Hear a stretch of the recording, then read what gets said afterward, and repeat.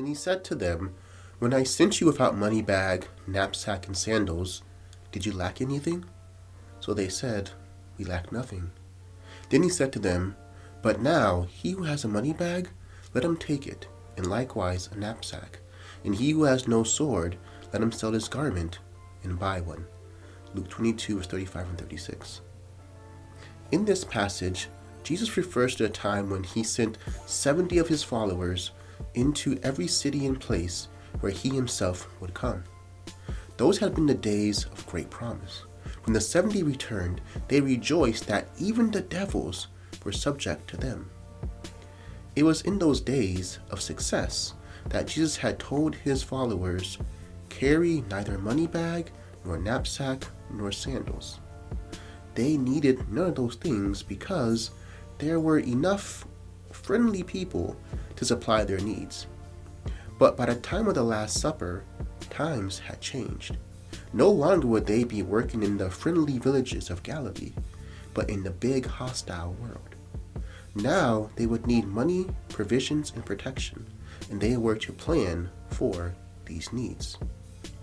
A story is told of a child who saw two itinerant evangelists come to the community where he lived and held meetings in a local schoolhouse. They belonged to a group that called themselves the Jesus Way. In their efforts, no doubt sincere, to follow Jesus, they read Luke 10:4 and concluded that they should carry no money nor possessions of any kind. They depended entirely on the hospitality of their followers. Unfortunately, they did not read Luke 22:35 and 36. They would have found that when conditions changed, Jesus changed his counsel as well. There are great fundamental principles, such as those reflected in the Ten Commandments, that never change. There are other things, however, that change with times, customs, culture, and geography. When Paul talked about eating food offered to idols and women talking in churches, he was applying the principles of the gospel to local issues in the context of the contemporary culture. When Paul talked about sexual morality, for example, he was talking about basic principles of conduct that did not change.